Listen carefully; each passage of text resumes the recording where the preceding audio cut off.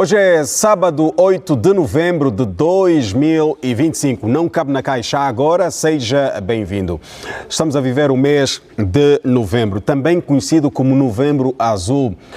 Nesta época do ano, reforçam-se as iniciativas de sensibilização para a prevenção e diagnóstico do cancro da próstata. O facto é que vários são os homens que fazem resistência ao diagnóstico desta doença. Vamos procurar perceber um pouco mais com especialistas que vão compor este painel de convidados para juntos percebermos o que estará na base desta resistência e que caminhos devemos seguir para que mais homens previnam a doença e evitemos assim várias mortes. Vou cumprimentar o Dr. Sebastião André, é psicólogo clínico, está connosco. Boa tarde, bem-vindo. Muito boa tarde, caríssimo jornalista, e um extensivo boa tarde a todos os telespectadores que nos acompanham nesta hora. Faz parte deste painel de convidados também o Dr. António Katemba, é sociólogo. Muito boa tarde. Muito boa tarde e uma saudação extensiva a todos os telespectadores e aqui o meu colega de painel. Boa tarde. A resistência ao cancro da próstata, ao diagnóstico do cancro da próstata, é de resto o assunto que vamos aqui tratar, mas vou começar com o Dr. Sebastião André, que é psicólogo clínico, para percebermos, começarmos a perceber já a partir dos fatores de risco da doença aqui tratada. Bem, na verdade a saúde mental sempre foi um forte aliado a esta campanha Novembro Azul, desde a sua implementação em 2003, que reza a história. Dizer que, de fato, existem situações muito, ainda que para nós, como homem, é tabu, porque nós não aprendemos desde terra idade a falar e abordar a nossa sexualidade. Há pessoas, de fato, que percebem a próstata como uma doença, e de fato não é isto. A próstata não é uma doença, é uma glândula responsável pela produção do líquido seminal, e esta glândula, todos os homens, o fato de sermos homens, todos nós somos possuidores dessa glândula. E ela realmente pode adoecer, ok? Pode ter uma inflamação simples, que de fato, do ponto de vista médico, do ponto de vista de ciência, nós chamamos de prostatite, é que muitas das vezes essa prostatite é confundida com a questão do cancro da próstata. E o cancro da próstata, na verdade, nada mais, nada menos do que uma multiplicação de células malignas neste órgão, nessa glândula prostática, que vai, de fato, pode ser um cancro maligno ou benigno. Mas, no ponto de vista da saúde mental, como dissemos anteriormente, nós temos dificuldade em abordar a nossa sexualidade. Logo, a grande questão que nós, no ponto de vista psicológico, vamos nos deparar é a questão do toque retal, que é o exame. Vamos chegar até a questão do toque, tabus, preconceitos, enfim, justifica-se, não. Mas a questão é, acompanha vários pacientes que fazem resistência a este diagnóstico? Nas nossas abordagens comunitárias e nas nossas abordagens no consultor, de fato, muitos são os homens que têm mostrado resistência para o exame precoce desse cancro, o cancro da próstata. Exatamente. Doutor António Katemba, olhando para aquilo que é a nossa cultura enquanto africanos, sente que esta questão cultural também tem estado a jogar um papel neste campo de resistência ao diagnóstico do cancro da próstata? Aquela questão da masculinidade, enfim, sente que aspectos culturais também interferem neste processo? Sim, por um lado sim. Por um lado sim, há certo um efeito, né? Um efeito muito multiplicador nesse quesito. Como sabe, nós temos uma herança cultural muito grande. Aliás, nós somos uma nação do ponto de vista cultural e, como sabe, há determinadas patologias que, do ponto de vista cultural, os nossos costumes, na verdade, os nossos ancestrais acabam por não dar muito ênfase nesse quesito. Mas, de qualquer forma, estamos a falar de uma patologia, quando chega, nesse caso, já ao câncer da próstata, de uma condição, aliás, todos nós temos a próstata, vai evoluindo à medida em que vamos aumentar a nossa faixa etária. Entanto, essa condição, esse cancro, essa próstata tende a aumentar. Portanto, há uma necessidade de haver uma certa prevenção no que diz respeito a esse quesito, ou seja, é preciso que se criem conjuntos de preceitos fundamentais que diz respeito à prevenção, de maneira que a gente possa controlar essa patologia. E, aliás, o pessoal do quadro clínico vem sempre chamar a atenção no que diz respeito à necessidade das pessoas terem cuidado de fazer rastreios quando atingem a idade superior aos 40, 45 e 50 anos, é uma idade que deve ter maior controle desse cancro da próstata, visto que quanto mais cedo for identificado, a probabilidade da cura está acima dos 90%. E quando for tarde, tanto fica difícil controlar essa mesma doença do câncer da próstata. Mas, de qualquer forma, o efeito cultural tem sido um dos elementos fundamentais no que diz respeito à inibição de determinadas pessoas a não procurarem o pessoal do quadro clínico para melhor controle desta condição que é o cancro da próstata. Mas, de qualquer forma, nós estamos numa sociedade moderna, convencional, e que há uma necessidade de haver uma maior democratização da informação, de maneira que as pessoas possam aprender. Aliás, a comunicação tem este efeito, este peso grande, na verdade, que é passar a informação para as pessoas aprenderem. Porque se não ensinarmos, as pessoas não têm como aprender. Entanto, como é uma doença que tem criado sono, não só em outras geografias, como cá em Angola, pese embora nós cá internamente não temos um número, ainda não conseguimos identificar o número exato de pessoas que estão nessa condição. Aliás, por um lado, porque as pessoas não fazem o rastreio, porque as pessoas não recorrem às unidades sanitárias, que é para poderem fazer o exame, que é o PSA, o PSA, que é um exame que é feito em algumas unidades hospitalares. Portanto, é um exame não muito caro, mas que não é feito em qualquer unidade hospitalar. Normalmente esse exame é feito nos hospitais de terceiro nível. O exame de diagnóstico da doença? O exame de sangue, nesse caso, o PSA, depois exato. PSA. Exato. E depois vem o toque renal, o toque renal nesse caso, que é... Mas depois também há aqui uma outra narrativa, não sei aqui se o doutor vai conseguir, pode nos ajudar. Daqui a pouco continuamos à espera de um especialista em medicina.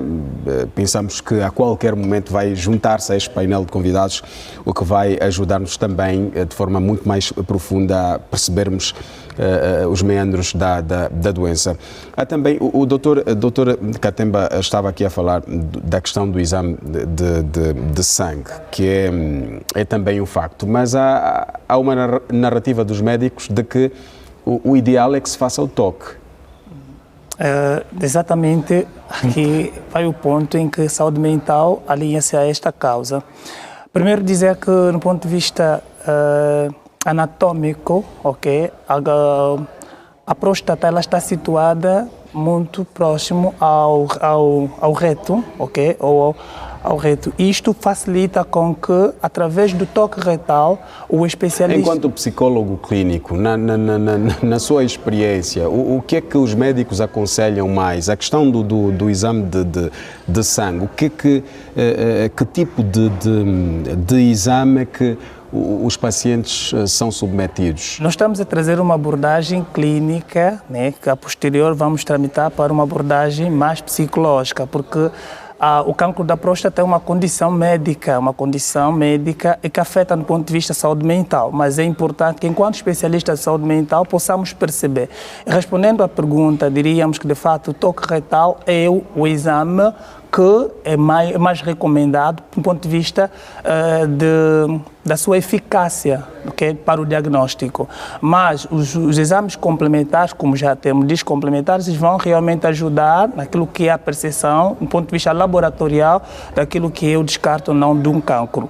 Mas o toque retal, do ponto de vista de saúde mental, é ali que, de fato, nós precisamos trabalhar.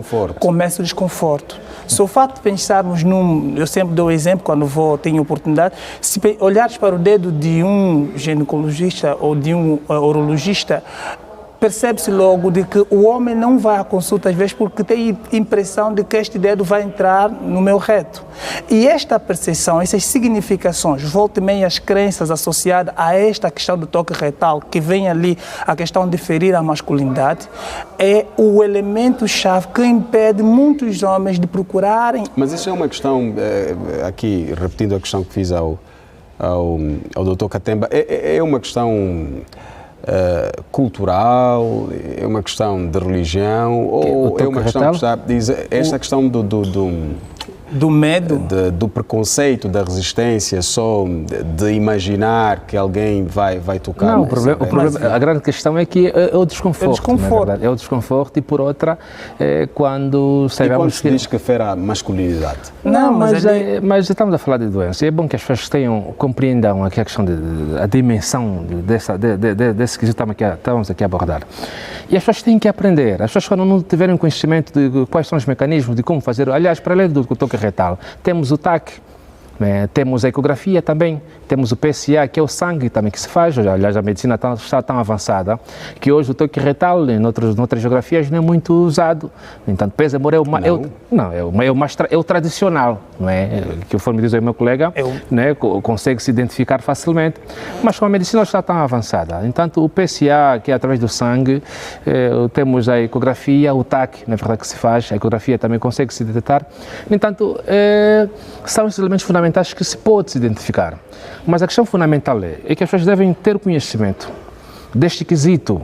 Quer dizer, o preconceito surge em detrimento desta... Quer dizer, é um elemento que tem apoquentado muitas pessoas pelo facto de saber que vai ser consultado por uma médica, por exemplo, e que a médica vai ser obrigada a fazer o toque retal com o dedo, com o toque retal no homem, e que depois já há esta tendência das pessoas sentirem este desconforto e não quererem procurarem um médico. Mas a questão fundamental é que as pessoas devem ter noção que o cancro da próstata, fundamentalmente para aquelas pessoas que têm já um antecedente, que teve um pai que teve cancro da próstata, ou morreu com cancro da próstata, ou teve um tio, ou seja, a sua linhagem familiar tem pessoas próximas que de facto tiveram essa doença.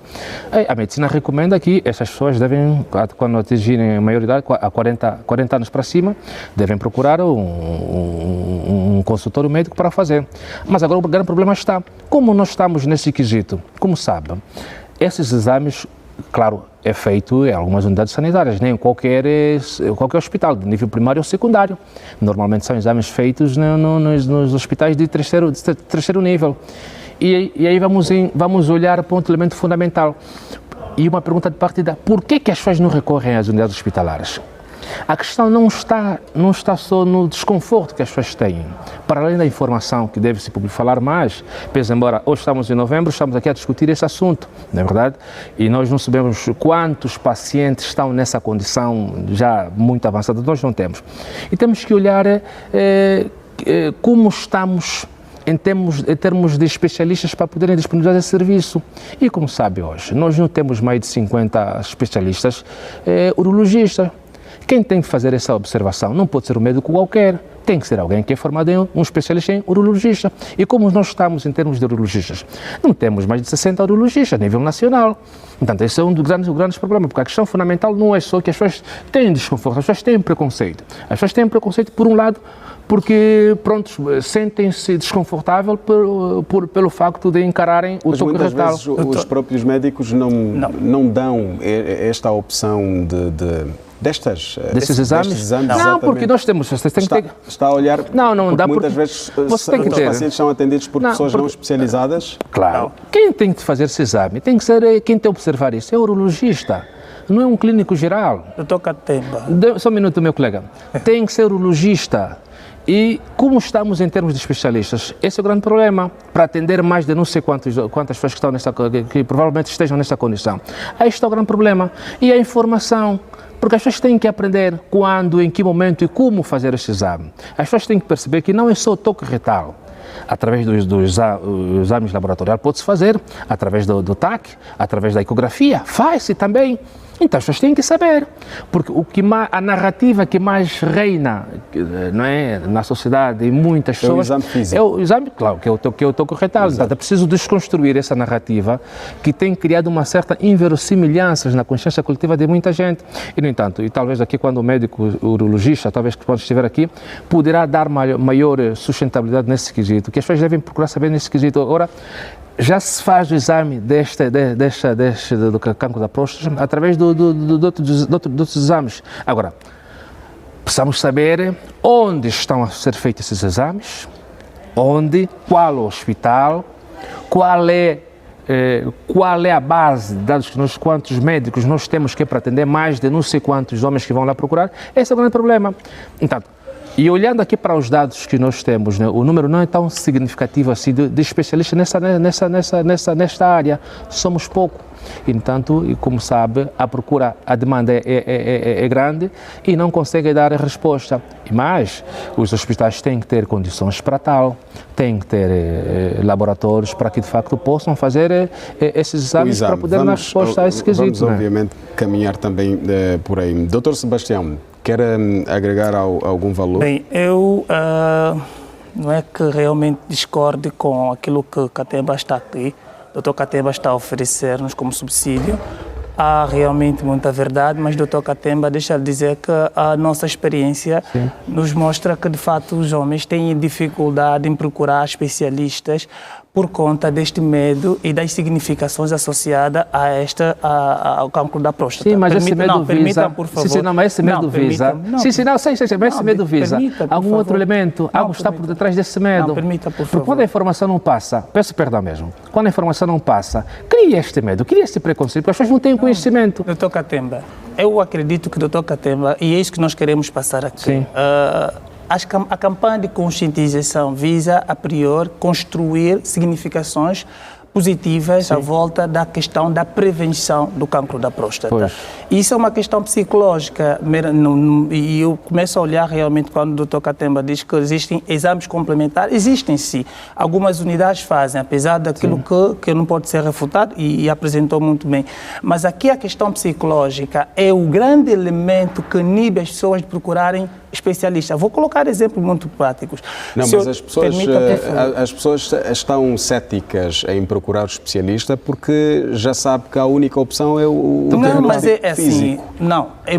É assim. Porque se começa a passar, por isso é que seria bom termos aqui mas o médico também. Se começa a passar a mensagem de que existem outras opções, eu acho que o desconforto seria diminuto. Não lhe parece? Não, parece, mas não é muito bem assim, porque assim, o toque retal é um elemento para aquilo que são os exames, é o primeiro, ok, para o despiste, por conta realmente de uma inflamação que poderá não ser exatamente um câncer, que pode ser de fato uma prostatite. Nós mostramos isso na nossa nota introdutória.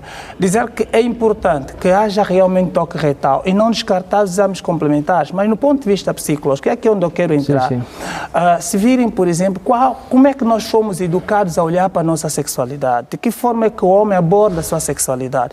Nós temos, por exemplo, questões das infecções urinárias, questões, por exemplo, das disfunções eréteis, outras patologias, ou psicopatologia, ou patologias orgânicas que afetam o aparelho reprodutor masculino. Mas será que nós somos educados a procurar especialistas, ainda que seja um médico de medicina interna, para avaliarmos e a tratarmos a questão de infecção urinária? A questão, por exemplo, de outras patologias. Estou aqui a trazer esses elementos para mostrar que, de fato, o elemento-chave é aquilo que disse muito bem, a questão da educação. Mas educar é para moldar significações. E moldar significações é para trabalhar a ansiedade, trabalhar a antecipação. O que as pessoas têm, muitas das vezes, é esse medo, essa perspectiva antecipada de que, ao procurar o médico, o toque retal vai ferir a masculinidade. A partir deste elemento, se nós olharmos muito bem, começa a ser o elemento que vai impossibilitar, permita, Katemba, vai ser o elemento que vai impossibilitar homens, e não só de 40 anos, porque agora a literatura diz que a partir dos 35 anos, 35 anos já é possível procurar um especialista para saber realmente qual é a condição da sua próstata. E existem outros sinais que são sinais e sintomas de uma condição, por exemplo, de de uma patologia da próstata, que não é só o cancro da próstata, e que podem, de fato, já começar a fazerem presentes, por exemplo, a questão do jato. Um jato reduzido, por exemplo, a questão de acordar várias vezes para irmos à casa de banho. Quer dizer, há muitos sinais que nós, enquanto homens, já podemos prestar atenção e perceber que nós estamos diante de uma situação em que a nossa próstata está a pedir socorro. Porque, como sabes, a próstata, na medida em que vamos crescendo, ela vai ganhando o quê? Tamanho, vai aumentar de tamanho, e isso pode dificultar até mesmo a questão do jato, e como já disse anteriormente. No ponto de vista psicológico, existem 3 grandes elementos em que o psicólogo, quando é chamado para abordar a questão da próstata, ou mesmo na intervenção e assistência, deve olhar a questão da redução da ansiedade, que é este trabalho que estamos a fazer aqui, sensibilizar a população de que, de fato, este é o elemento número 1 para aquilo que é despiste. O toque retal não deve ser fugido. Nós, nas nossas unidades, por exemplo, a nível da província, as senhoras abraçaram a causa, todas elas de azul, levantando o dedo. O importante é não termos medo do dedo. Calma, Katemba, não devemos ter medo do dedo. Nós temos de perceber que é um dos elementos disponíveis, ou melhor, é um dos exames disponíveis nas unidades e que pode salvar vida. Só assim é que desconstruímos. Primeiro, esta ansiedade, este estresse. Doutor, eu não estou contra isso. A narrativa que eu estou a apresentar é o seguinte. Há um desconforto. O toque retal, o preconceito que vem das pessoas é desse desconforto. Por que há preconceito? Porque as pessoas precisam aprender.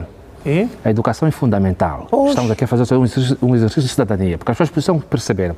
Para além do toque retal, há outros exames que se faz. Nós temos cá no nosso país, felizmente temos, ano passado, por exemplo, o governo angolano fez um investimento muito grande que diz respeito a compras do coisa robótica, que fez algumas, com sucesso, a cirurgia foi ano passado, e houve uma campanha intensa para que as pessoas pudessem recorrer a alguns hospitais de terceiro nível para fazerem o rastreio.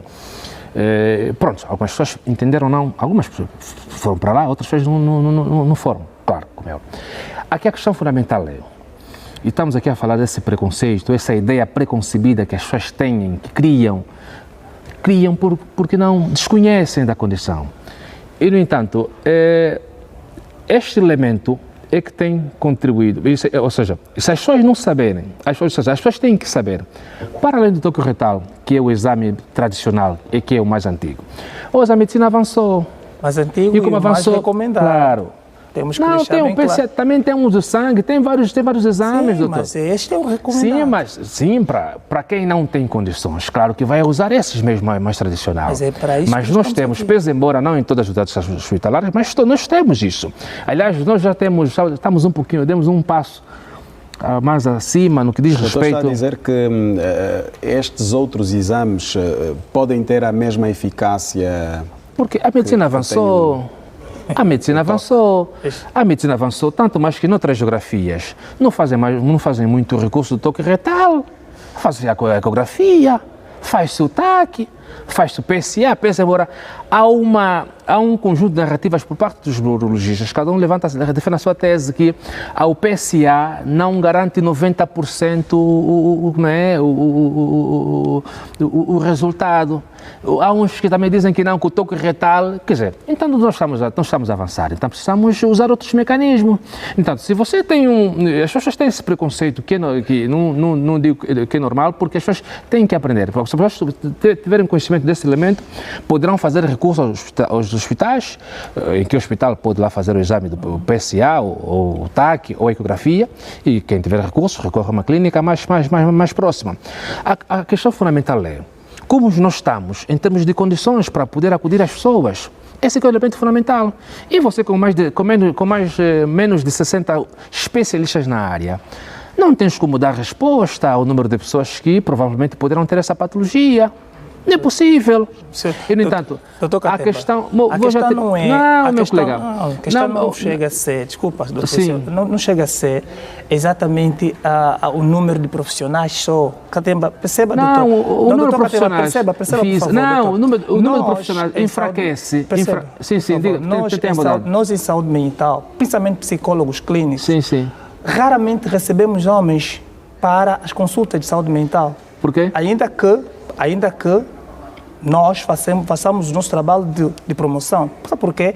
Porque os homens têm mesmo esta questão de desenvolver significações significações erradas quando sim, a questão mas você trabalha você trabalha com a consciência dessa pessoa. Por isso é que estamos a trabalhar. Sim. Aqui já estamos a começar a trabalhar. Trabalhar o quê? A informação. Trabalhar, informar e informar assim como estamos a passar. Sim, doutor Katemba, vamos olhar para a realidade. Sabe que há muitos jovens a desenvolverem, por exemplo, como já disse anteriormente, algumas disfunções eréteis e quando chegam para a unidade têm vergonha de abordar esse assunto.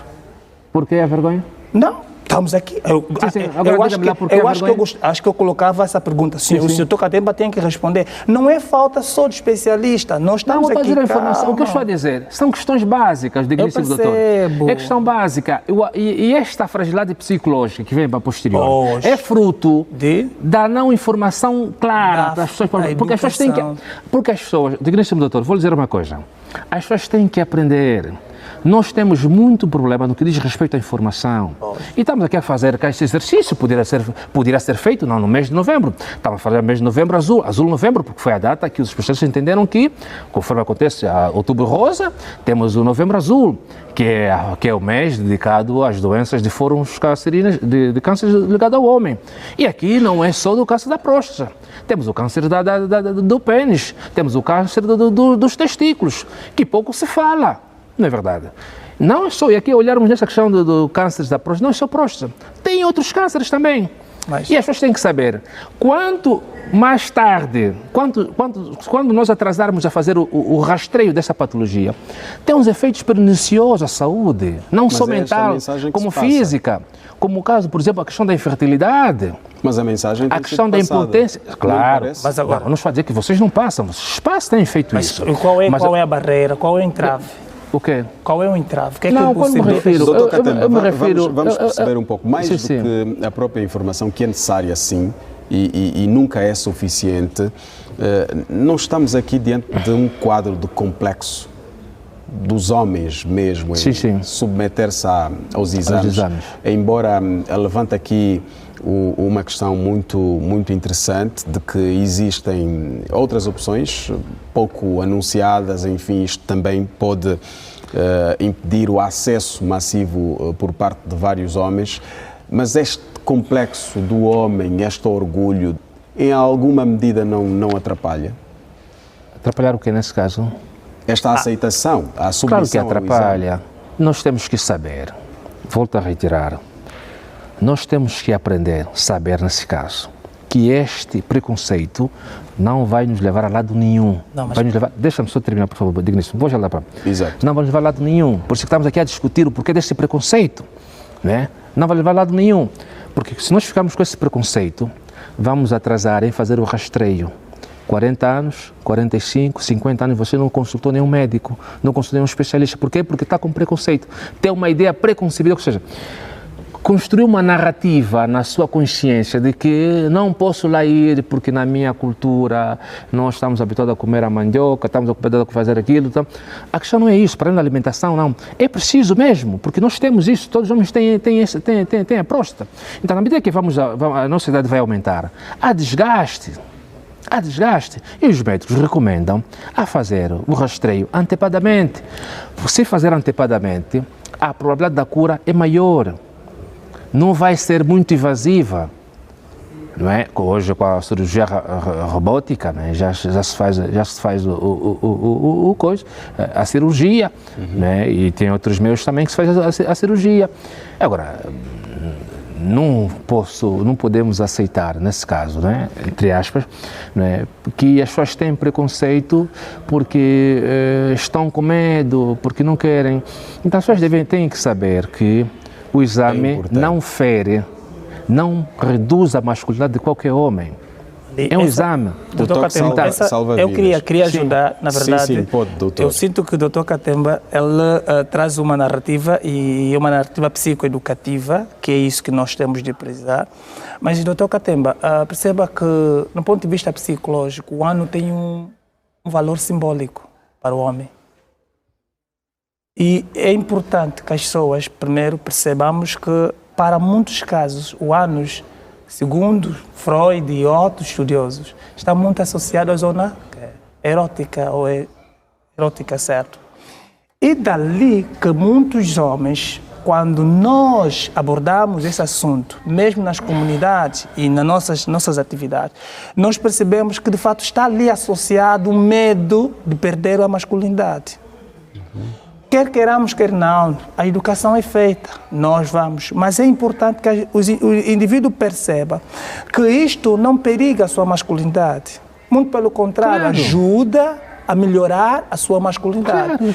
Porque na medida em que você não observa essas orientações preventivas, você vai desenvolver uma patologia e que mesmo que não seja cancerígena, ela vai tramitar para aquilo que vai demandar para aquilo que são as disfunções eréteis. E você vai perder essa sua capacidade de resposta, okay, às obrigações enquanto marido, enquanto esposo.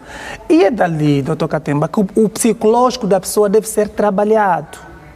O psicológico da pessoa deve ser trabalhado por quê? Primeiro nós temos, como já disse anteriormente, as significações, que são essas crenças, são esses preconceitos associados ao toque retal ou aos exames complementares, como podemos muito bem avançar. Mas também tem um outro elemento. Qual é o outro elemento? O que é que você aprendeu sobre a sexualidade? O que para você é a sexualidade? O que para você significa ser homem? Há muitos, de fato, aqui olhamos para questões culturais, queria que, enquanto sociólogo, pudesse olhar para isto e já observou. Há culturas que, de fato, começam a matar esta sensibilidade do homem em olhar e cuidar da sua sexualidade. Mas, no ponto de vista psicológico, embora a questão da ansiedade versus o estresse que dá, só de pensar realmente em passar por um processo complexo, porque um processo complexo exige coragem, exige educação, exige princípios. Há muitas situações que, demandando dessas crenças, podem de fato serem trabalhadas em foco de atenção psicológica. Nas nossas atividades enquanto psicólogo, nós procuramos saber sempre dos pacientes qual é o significado da sua sexualidade, o que é que você percebe da sua sexualidade. Porque existem situações em que a pessoa não procura um especialista porque desenvolveu um conceito disfuncional sobre a situação. E no cancro da próstata, aqui olhando, a próstata em si, como dissemos que é uma glândula que todos os homens têm, ela deve ser muito avaliada.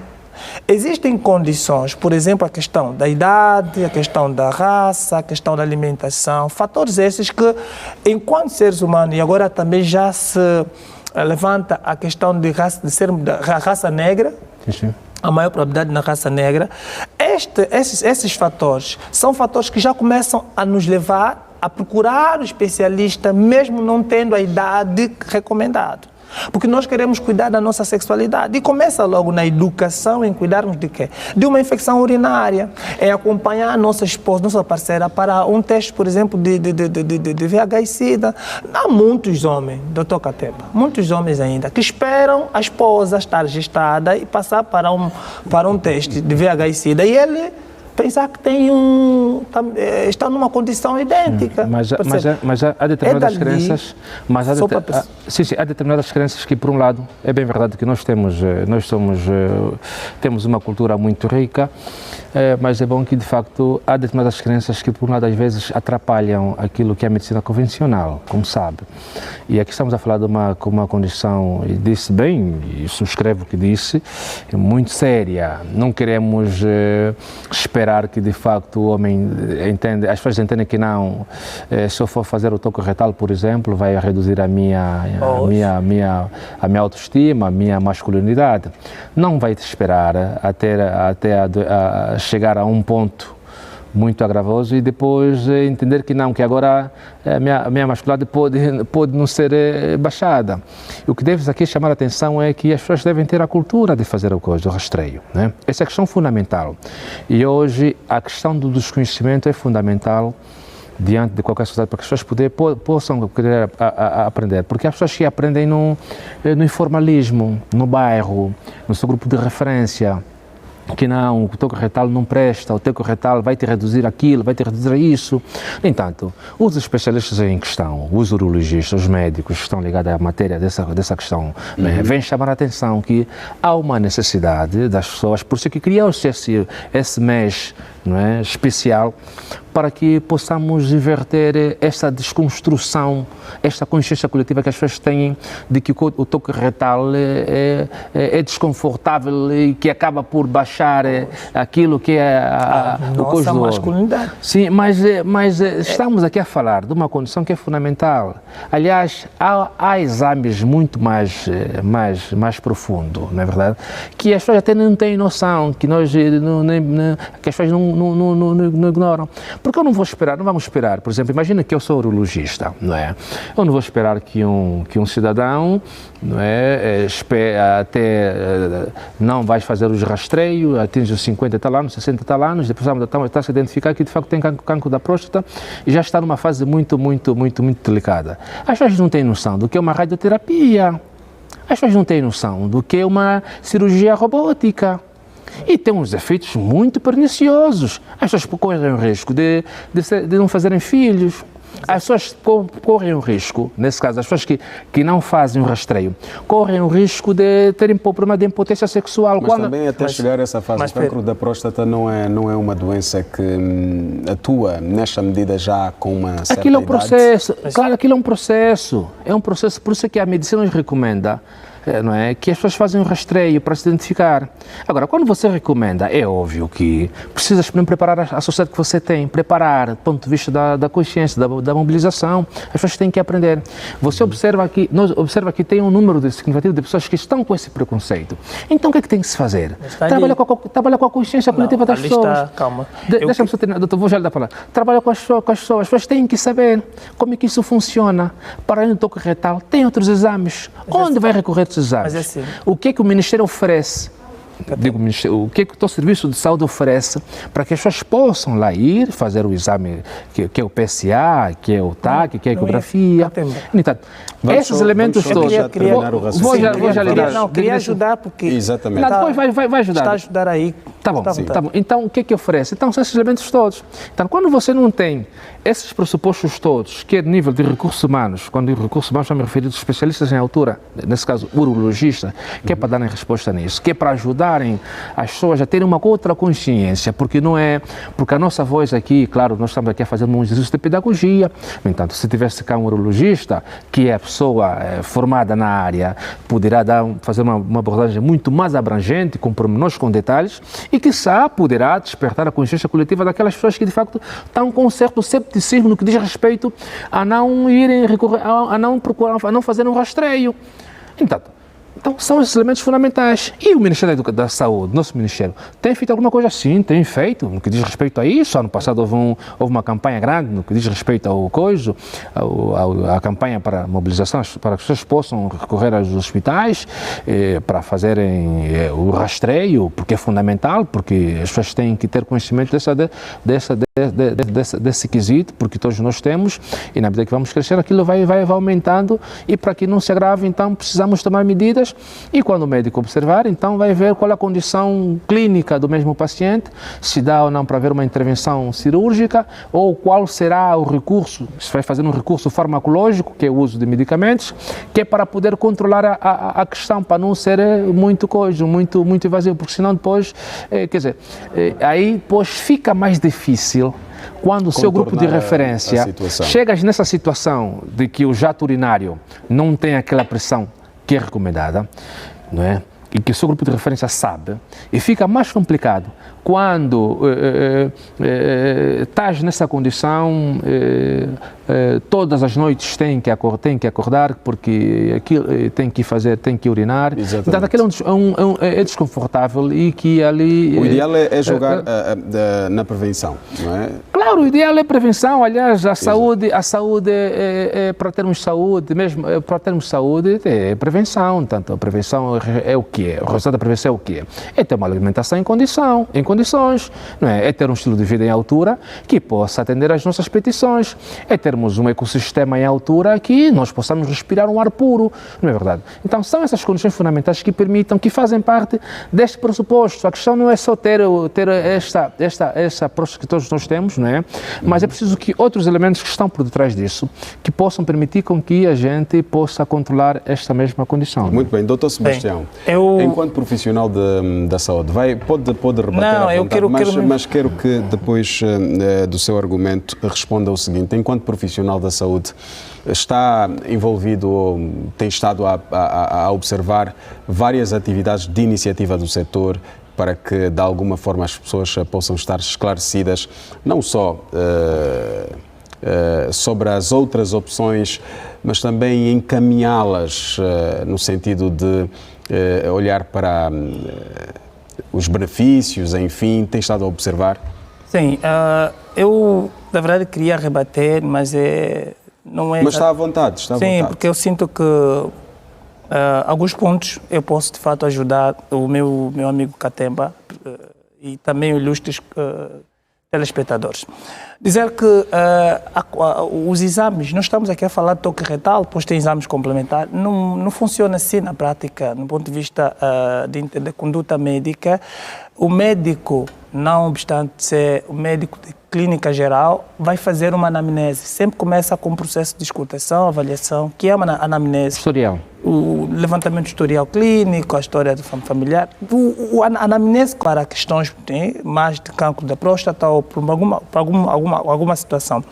Dali é que se recomenda ou se referencia a paciente para consulta de especialidade, que são de fato essa que o Katemba estava a falar. Então, o médico nas nossas unidades provinciais, estamos aqui a falar, por exemplo, nos hospitais gerais, hospitais municipais, o médico pode, de fato, consultar Katemba ou Sebastião e avaliando, porque através da anamnese vai observar, de fato, que há uma necessidade de fazer uma consulta de especialidade e referenciar para uma unidade de especialidade, que são os níveis terciários.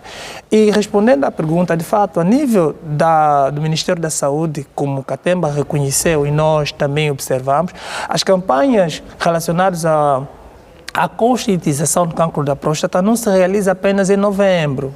Não é isso.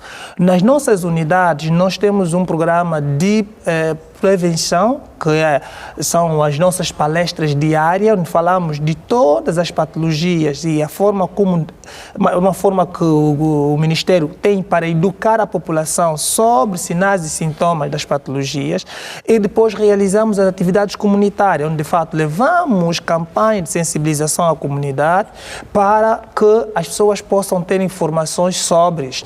No mês como este, que é dedicado o Novembro Azul, nós temos primeiro a campanha da conscientização sobre o porquê do Novembro Azul, porque muitos de fato percebem Novembro Azul, mas o que é Novembro Azul? Então, Novembro Azul é esta campanha de conscientização que já foi instituída desde 2003 para que o homem possa cuidar com atenção à sua saúde sexual, reprodutiva e com maior ênfase para a questão do cancro da próstata. Só assim é que as pessoas começam a perceber porque é que o Dr. Sebastião está a usar um laço azul, porque é que o Katemba está a usar um laço azul. E essas atividades, que são atividades de educação para a saúde, elas começam na unidade sanitária, vamos à comunidade, depois temos atividades que são os fóruns, onde há muitos especialistas a discutir a temática relacionada a esse cancro, a essa temática. Há um terceiro ponto que, de fato, também queria dar como subsídio, quando eu digo que as pessoas têm uma construção realmente errada sobre a questão do toque retal começa de fato, e eu agora começo a ver que Katemba também já está a perceber mais ou menos que é importante passarmos a mensagem de que não devemos ter medo de toque retal, apesar de existir exames complementares, este é um exame disponível. Não, mas ele disse sempre isso a todo momento. Sim. O que ele estava a defender é o facto de que não chega a mensagem de forma devida das outras opções. Sim, as outras opções. Pois, então, este é o disponível, acessível e que de fato pode salvar e salva vidas, porque a taxa de letalidade para o cancro da próstata, ela é muito reduzida, ok? Comparando ao câncer, por exemplo, da mama e do colo do útero. Por essa razão é que às vezes as pessoas têm um certo... Aqui chamo que, tanto quanto banalizarmos, né, a questão de cuidarmos da nossa saúde sexual reprodutiva. Mas que é importante, todos nós, enquanto homem, não obstante termos 40 ou 50 anos, desde os 35 anos, já construímos esse hábito, e quiçá mesmo, quando mais pequeno, o hábito de irmos e procurarmos um especialista para sabermos se está tudo bem com as dores lombares que eu tenho. Ok? Eu levanto várias vezes à noite, eu tenho, por exemplo, irritabilidade, tenho uma coceira.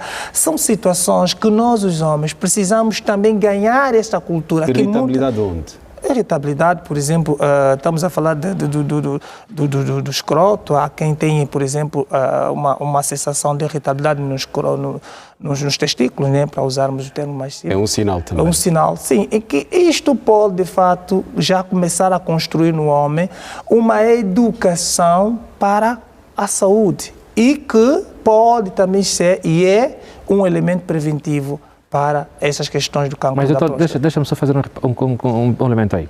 A questão da procura do médico ou do especialista não pode ser olhada na perspectiva da procura de um especialista ligado a um urologista.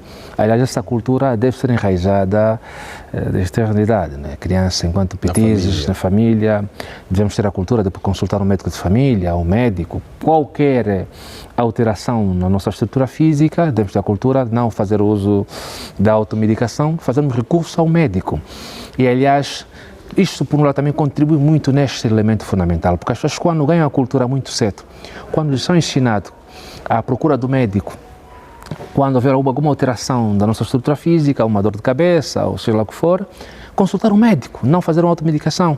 Portanto, se este costume for enraizado, ser proporcionado já muito mais cedo, acredito eu que, de facto, este preconceito que muitos de nós temos de que se formos ao médico, esse preconceito de que não podemos ir ao médico, não podemos ir, porque quem consulta o médico, não é verdade? Um médico, seja lá qual for o médico, tem um meeting com o médico, independente de ser especialista ou não. O médico está em altura de explicar dessa questão do cancro da próstata. E quem tem este costume, esta cultura de consultar o médico muito cedo, não é? Não tem este preconceito. Por mais que o exame seja retal, ou seja qual for o exame, não tem esse preconceito. Nós é que temos essa dificuldade de não procurarmos o médico, só procuramos quando estamos incomodados, numa fase já muito delicada. Vamos continuar a conversa. Vou procurar perceber também de vocês, sobretudo aqui do Dr. Sebastião André,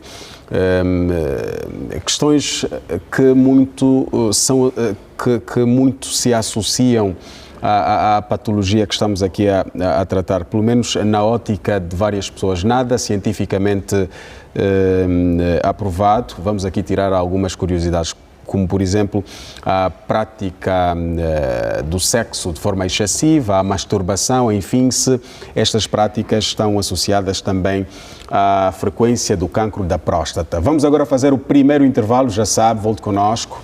Até já.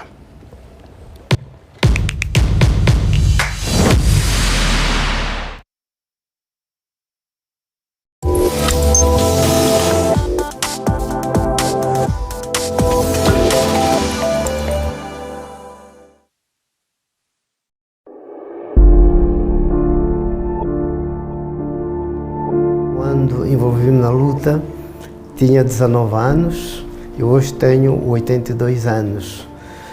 O que me fez de abandonar os meus pais na altura para integrar-me na luta foi a má convivência com o sistema colonial.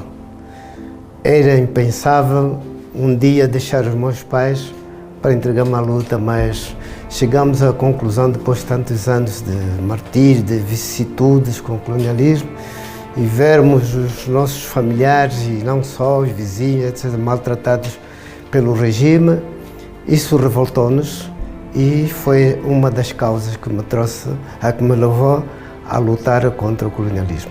Depois da conquista da independência há 50 anos atrás, nem tudo foi bom, isto devemos dizer. Vamos corrigindo no dia a dia aquilo que não foi bom para a nação angolana e então queríamos fazer um apelo no sentido de todos estarmos juntos para uma convivência sã, uma convivência comum, numa coesão e unidade de todos os angolanos para que tenhamos no futuro uma Angola de paz, que já temos, estamos a desfrutar e cada vez mais fortalecida.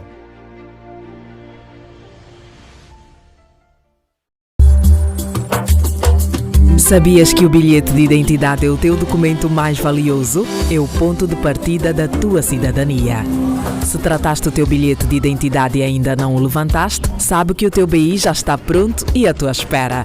Não percas mais tempo. Evita repetir o mesmo processo. Com o talão na mão, vai hoje mesmo levantar o teu bilhete de identidade. O teu nome, a tua história, os teus direitos estão lá. Sê um cidadão exemplar. Levanta o teu bilhete de identidade. Caro cidadão, evite trabalho a dobrar. Levante o seu bilhete de identidade num prazo de até 30 dias para que ele não seja descartado. Já está! Sou cidadão. Meu bilhete, minha identidade. Ministério da Justiça e dos Direitos Humanos. Governo de Angola. Ela tem sonhos e todo um futuro pela frente. Proteger a sua saúde é garantir que esses sonhos se realizem. Em Angola, o cancro do colo do útero é o segundo mais comum entre as mulheres. Só em 2024 tratamos 235 casos. Infelizmente, mais de 65% não resistiu, apesar dos esforços. Por esta razão, a vacina deve ser administrada já e agora às meninas dos 9 aos 12 anos, antes do risco da exposição a qualquer infecção. Esta é a forma mais eficaz para proteger a vossa saúde, garantindo que cresçam saudáveis. Proteger as nossas meninas de hoje é garantir um amanhã cheio de oportunidades para as nossas futuras mães, esposas e profissionais. A vacinação contra o cancro do colo do útero irá decorrer nas nossas escolas públicas, público-privadas, privadas, nos centros de saúde e nas comunidades. Vamos vacinar as nossas meninas. De uma infância protegida a um futuro saudável. Como mulher e como mãe, sei quanto é importante proteger a saúde das nossas meninas. A vacinação contra o cancro do colo do útero é uma prioridade para que as nossas meninas cresçam saudáveis e livres desta doença. Vacine hoje a sua filha. Proteja o futuro. Governo de Angola. Achei a nova Angola no sorriso do ofendido. Para nós, 50 não é apenas um número. É sinônimo de reconhecimento da nossa história de lutas, de eternização do nosso passado glorioso. É sinônimo de paz, de perdão e de vontade de nos reerguermos juntos para concretizarmos os nossos sonhos. É símbolo de reafirmação do compromisso com os valores da pátria, de confirmação da nossa esperança e de reafirmação da nossa confiança. É sinônimo da nossa certeza de que a Angola unida vai vencer.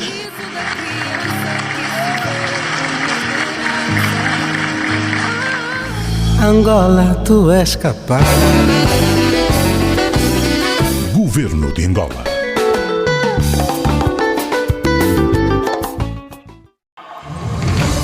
Uma imagem que fala por si. O nosso dia-a-dia é com a notícia. Fique por dentro de todas as notícias do país e do mundo, para que tenha informação completa. Comentários responsáveis. Análise de quem sabe. Um canal com profissionais que se dedicam à notícia. TPA Notícias. Informação de primeira. Seja bem-vindo à cidade de Luanda. Aos 50 anos de independência de Angola, a Exabango Rentacar tem orgulho de cumprir com o seu papel de manter os angolanos em movimento sobre 4 rodas. Temos serviços perfeitos para o angolano que quer conhecer melhor os encantos escondidos e longínquos da cidade de Luanda. Dos rios encantadores às praias paradisíacas, sem se esquecer das paisagens verdes vibrantes que os acompanham até o destino final. Desde o Moseque até a Baixa. Nada melhor do que fazer turismo em carros modernos, confortáveis e que garantam viagens seguras. Celebre conosco as 5 brilhantes décadas da nossa nação. Visite Luanda com a Exabango Rentacar.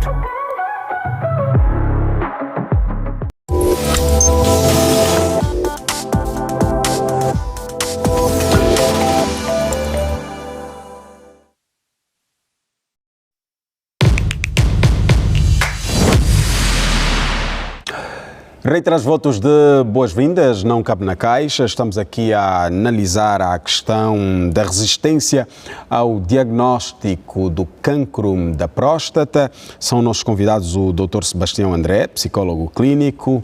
Está a fazer este painel de convidados também o Dr. António Katemba, é sociólogo. Antes de partirmos para o intervalo, Dr. Sebastião André, dizia eu que existem algumas conversas à volta da patologia aqui tratada que tem que ver com algumas práticas. O sexo por excesso, a questão da masturbação. Dá para fazer alguma ligação com estas práticas, entre estas práticas e a doença? Bem, reza a literatura de que o sexo excessivo ela não provoca cancro da próstata. Não está muito associado. Mas a masturbação excessiva, sim, pode de fato lesionar. Atenção, não é que está associado ao cancro da próstata, mas uma prostatite ou alguma inflamação realmente desta glândula. A masturbação excessiva, sim. Já a prática excessiva do sexo, a literatura diz que para quem ejacula mais de 8 vezes na semana, tem a menor probabilidade de desenvolver o cancro da próstata. Aliás, tudo por excesso faz mal. Agora, mas o que é por excesso, de fato, faz mal, como disse, e o que se recomenda é que, de fato, o sexo não seja visto como uma prática de futebol ou uma competitividade. E que as pessoas possam, de fato, usar o sexo como uma orquestra, um momento realmente de lazer, né? E para pessoas adultas e casadas, né? Exatamente. Muito bem. Doutor Katemba, estávamos a olhar para a questão da informação.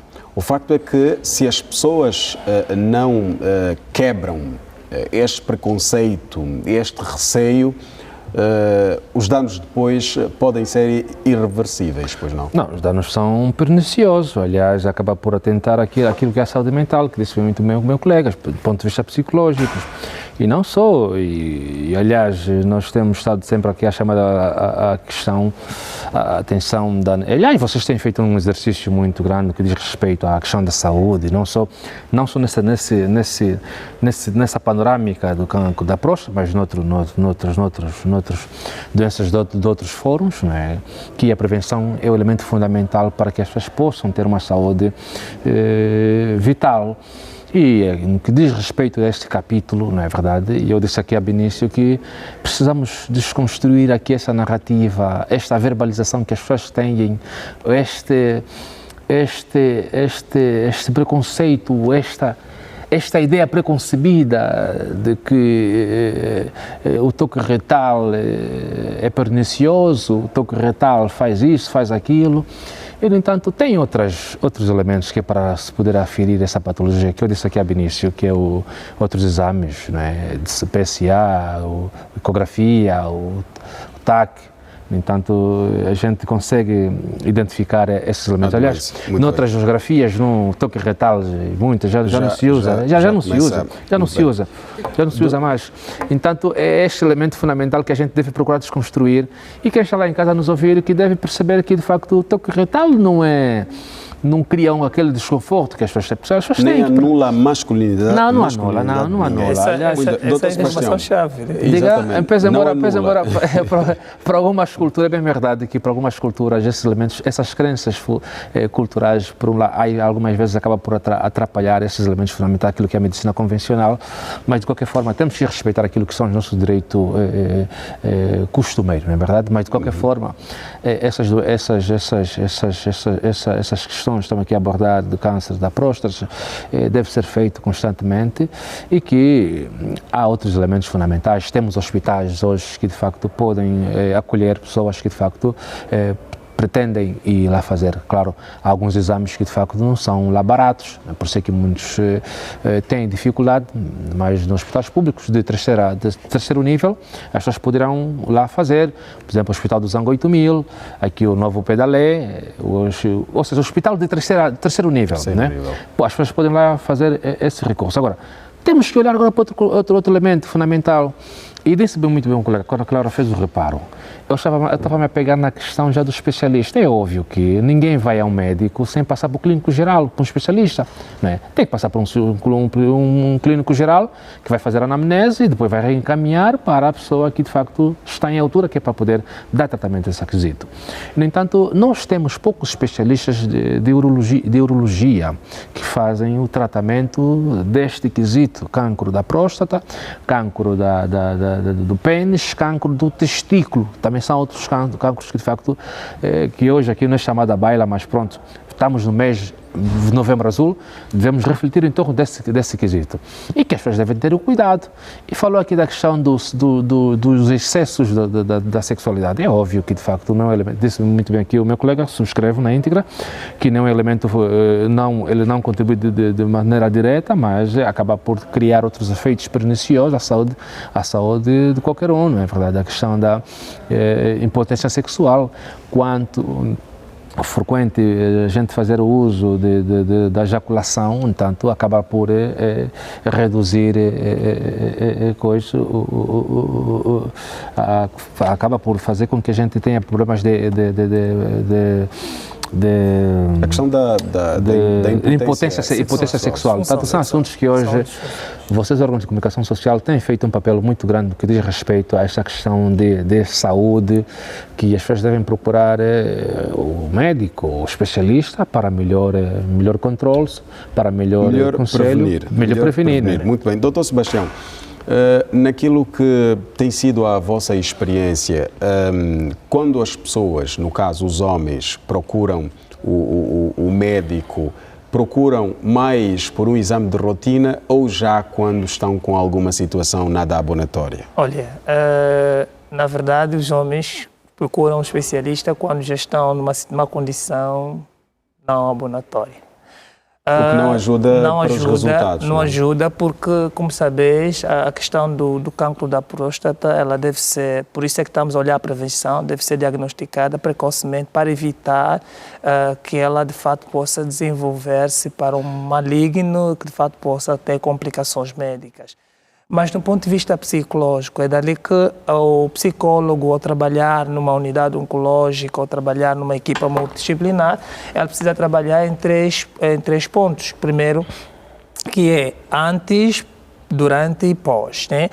Antes, essa questão preventiva, em que nós vamos sensibilizar a população, trabalhar as significações, as crenças, através da psicoeducação. Depois temos durante, o paciente com um diagnóstico positivo de cancro da próstata começa a desenvolver um quadro de depressão, um quadro de estresse ou reação aguda ao estresse.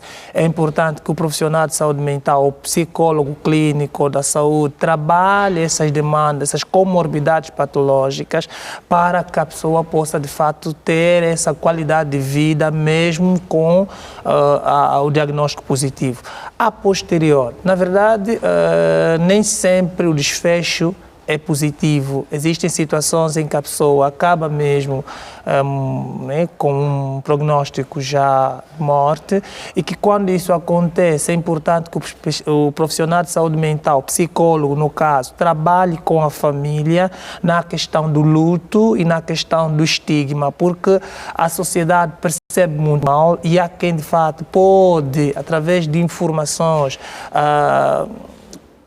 desenvolver um bullying às crianças, então é importante que a família seja acolhida no ponto de vista psicoterápico. Agora, há um elemento que está muito associado a essa questão de que é este que nós estamos aqui a discutir, que não é somente o toque retal, não é o dedo, não é o toque, mas é o que se percebe do toque. Eu dizia a Katemba de que o ânus teve sempre um valor simbólico para o homem que estava associado, mesmo quando olhamos para os estudiosos, à questão da sexualidade masculina como uma zona, né, de maior prazer sexual. E isto, mesmo de forma inconsciente, o homem, quando adulto, ainda tem esta percepção, essa leitura de que o ânus é uma zona sensível, okay, à sua sexualidade. Dali que... Mas quando fala em prazer sexual, está a dizer o quê? Na probabilidade do homem depois ter o receio de ter alguma dúvida sobre a sua orientação sexual? Pois, em alguns casos, sim, segundo estudiosos. Mas é que, para nós, olhando para a questão de saúde, o médico ou a médica, porque às vezes você vai a uma unidade hospitalar, né, o profissional que vai lhe atender é sexo feminino, ali tem um outro elemento, outro tabu. Como é que eu vou expor a minha sexualidade a uma senhora? Como é que ela vai olhar para mim? É que são tantos elementos associados a este valor simbólico que ali demanda para o valor do dedo, o que é que a gente percebe desse toque. Mas eu começo, de fato, e concordo plenamente ao Katemba, de que existem exames complementares. Não é que você vai a uma unidade, okay, e logo será submetido a um toque.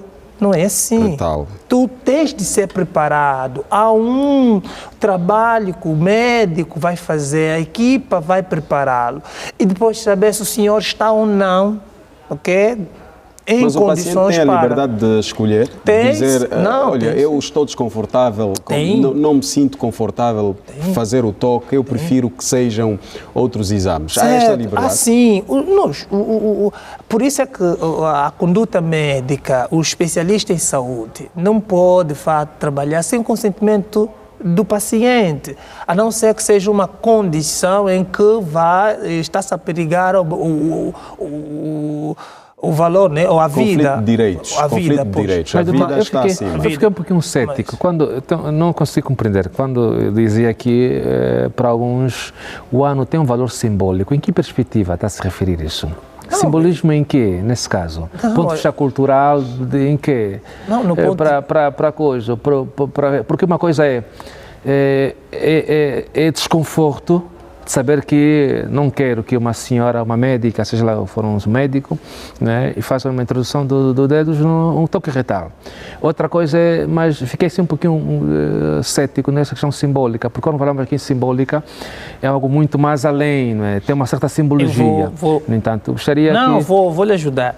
O estudo de Freud quanto à questão do estágio de desenvolvimento, vamos ver que a criança obtém prazer sexual na sucção, ok? Ou melhor, quando mama, ela desenvolve prazer sexual, criança, psicologicamente falando. Mas depois, a segunda etapa é o ânus, quando consegue reter as fezes, ela tem essa satisfação, prazer sexual. Então, eu estou a dizer que o ânus, mesmo do ponto de vista psicológico, do ponto de vista fisiológico, tem um valor simbólico. Já na idade adulta, ela está muito associada a essa questão de masculinidade. Por essa razão é que deve ser o trabalho do profissional de saúde mental para desconstruir esse valor simbólico quando o assunto é prevenção, quando o assunto é uma doença, uma condição patológica.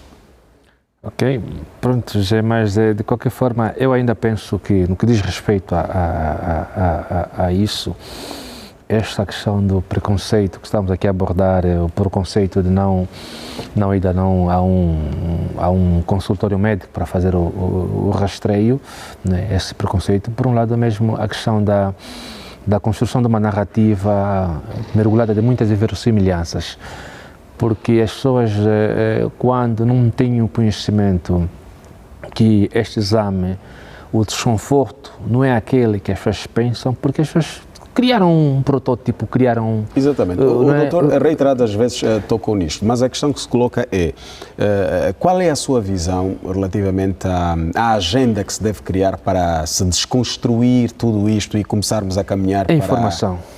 A informação deve ser fundamental.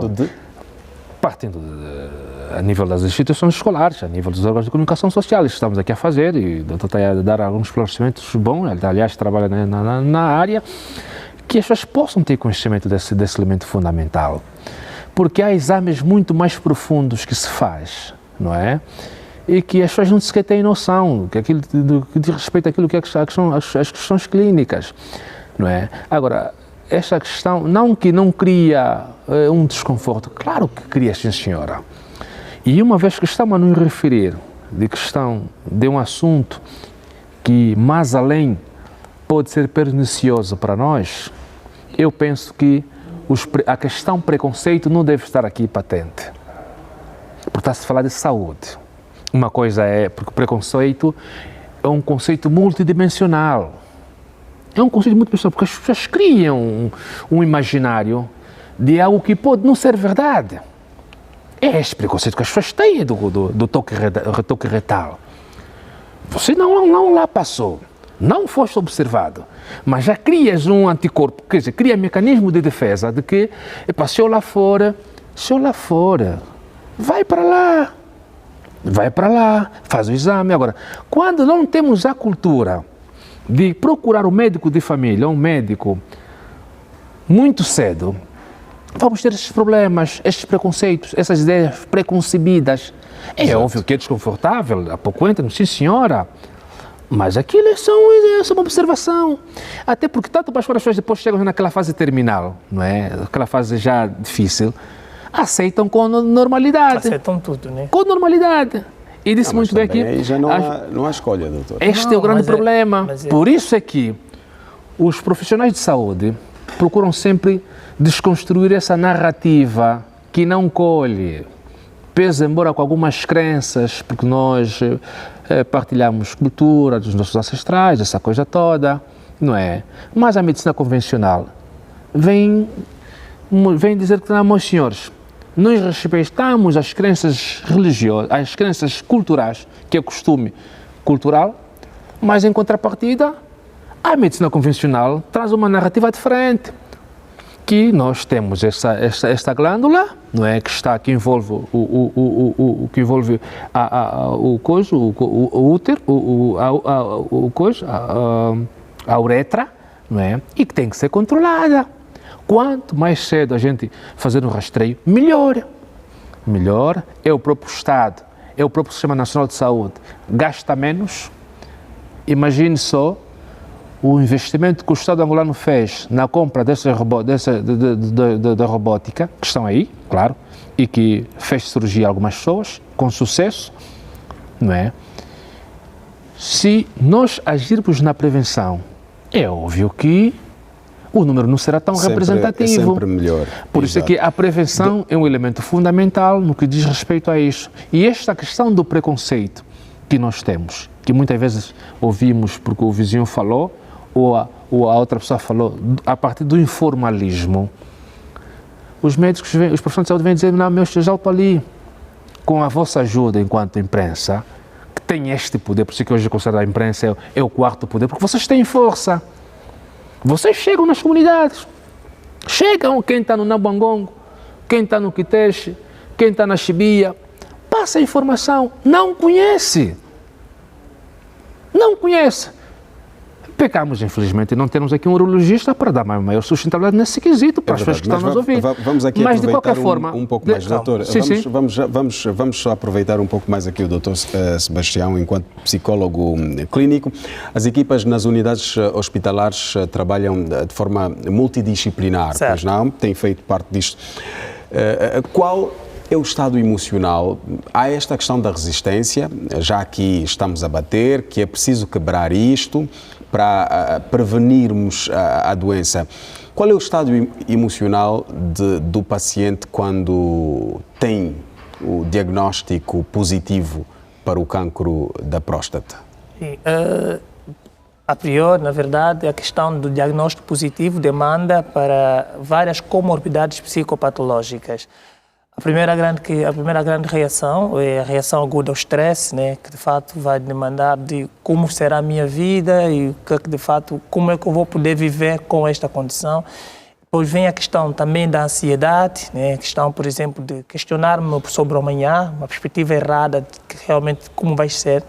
Depois tem a questão da anedonia, ou melhor, a depressão. Muitos pacientes, de fato, desenvolvem a depressão, que é muito frequente, um quadro de tristeza, isolamento, falta de desejo, vontade de ir ao trabalho, ou então fazer atividade que anteriormente tinha prazer, e que essas incertezas que de fato vão demandar para esses quadros psicopatológicos são demandas que o psicólogo deve trabalhar na equipa, porque somente por trabalhar as sessões é que é possível reduzir esses quadros de ansiedade, esses quadros de depressão. Estamos a falar de sessões psicoterápicas. Quanto tempo para termos Não, o paciente, na verdade, quando dirige as unidades, já tem uma equipa multidisciplinar, já tem um profissional psicólogo que vai fazer o primeiro contato com o paciente para perceber, né, quais são as comorbidades psicopatológicas que advêm desse diagnóstico positivo. A posterior a isto, nós vamos de fato traçar um plano, okay, de sessões que vai de acordo com aquilo que será a disponibilidade do paciente em vir à nossa unidade. Dizer que nem sempre o paciente poderá ter acompanhamento psicológico na unidade que faz o tratamento da condição, né, do cancro da próstata. Pode ter este acompanhamento num centro de saúde de referência mais próximo à sua residência, para que ele possa trabalhar e não ter dificuldade, questões econômicas para se deslocar às nossas unidades. Também é possível que, de fato, aqui, quando falamos da questão da doença, é impossível incluir a família, porque quando eu digo a família, eu falo realmente em perceber qual é a leitura que a família faz do diagnóstico, de que forma é que a rede de apoio ou a família pode ajudar a melhorar a qualidade de vida do paciente. E não basta apenas orientar, é importante, por exemplo, avaliar se na família tem alguém que também vai demandar para uma descompensação, uma situação psicoemocional que também exigirá de nós um acompanhamento, porque principalmente na questão de cônjuge, na questão da parceira, a parceira pode desenvolver ali alguns questionamentos sobre a questão da sexualidade e do parceiro. Era aí mesmo que eu queria chegar, neste campo um pouco sensível para os homens, não é? O facto de o homem ser identificado ou diagnosticado com cancro da próstata, à partida está condicionado à sua vida sexual, é isto? Sim, a priori sim, né, na maior parte das vezes, porque será submetido a um processo terapêutico e que de fato não é simples, é complexo, mas que também ali exige um outro elemento que nós em psicologia dissemos. Qual é a base do vosso relacionamento? O sexo não pode ser o elemento que une o casal. O elemento que une o casal não deve ser sexo, deve ser o amor, deve ser o companheirismo e os valores que os dois de fato desenvolveram. Precisamos olhar agora nesse quesito, precisamos olhar que sociedade nós temos hoje. Não, é por aí que eu quero chegar. Fala-se muito, não é, de que o sexo não deve ser a base, enfim, mas olhar para a sociedade, enquanto sociólogo, aquilo que observa, um homem quando sente que já não está em condições de cumprir com as suas obrigações sexuais. Este é o grande problema, porque uma coisa é, estamos aqui a falar com este eufemismo linguístico, que deve ser, ok. Isto é perigoso. É mesmo perigoso. Por isso vamos continuar a mesma tecla. Rastreio fundamental. Não espere que as coisas se agravem. Meu colega disse bem àquela hora que as pessoas procuram um médico quando já estão numa fase mais não boa. Não tem noção dos efeitos colaterais que isso traz. A questão da infertilidade, a questão da impotência sexual, a questão da pressão arterial. E é perigoso quando nós não encontramos uma companheira que possa compreender e nós não conseguimos satisfazer a nossa companheira nesse quesito. E mais, torna-se dependente de outros suplementos para poder ter uma relação sexual em altura. Não, mas e agora, sim! Não, doutor, quando vou falar, acho que era importante rebatermos para trazermos aqui um elemento. Tá bom, doutor, deixa-me só coisa. Então, estou a olhar daquilo que nós observamos hoje.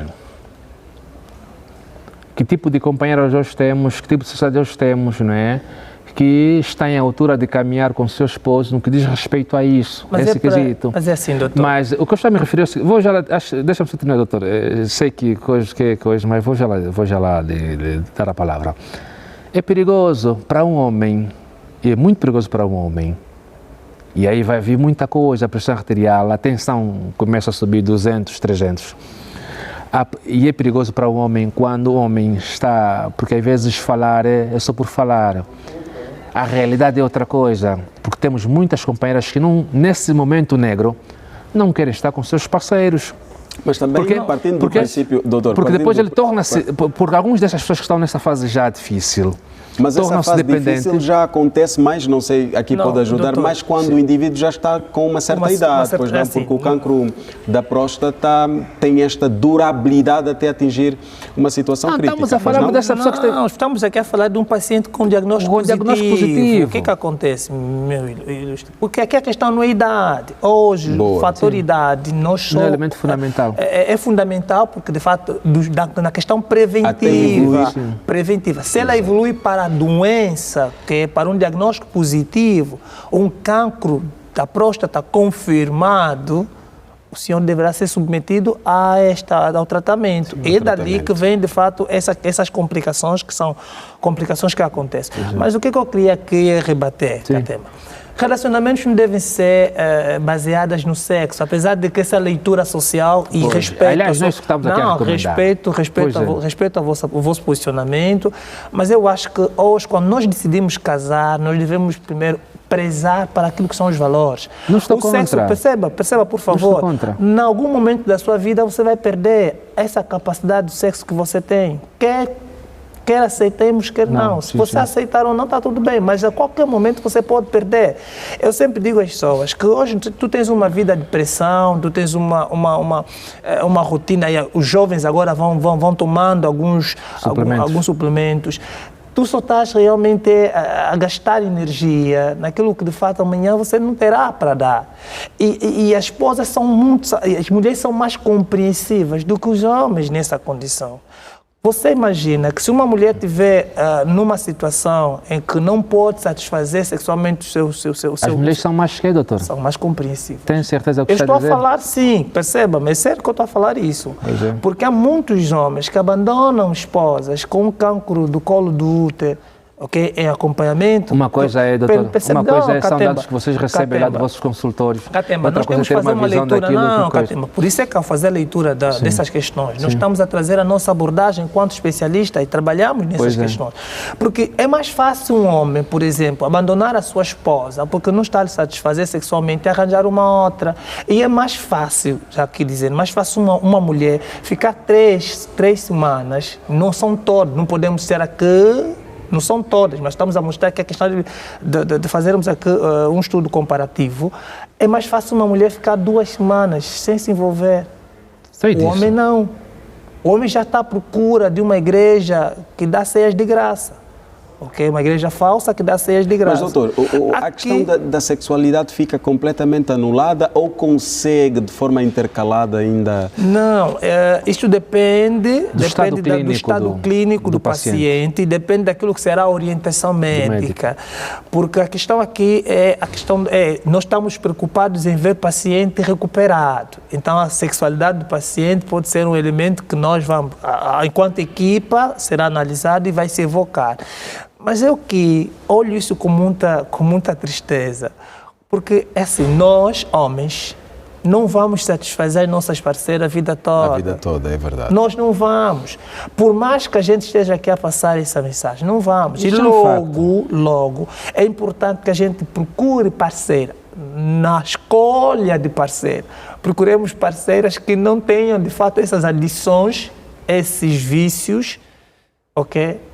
Sexuais, masoquistas, algumas até.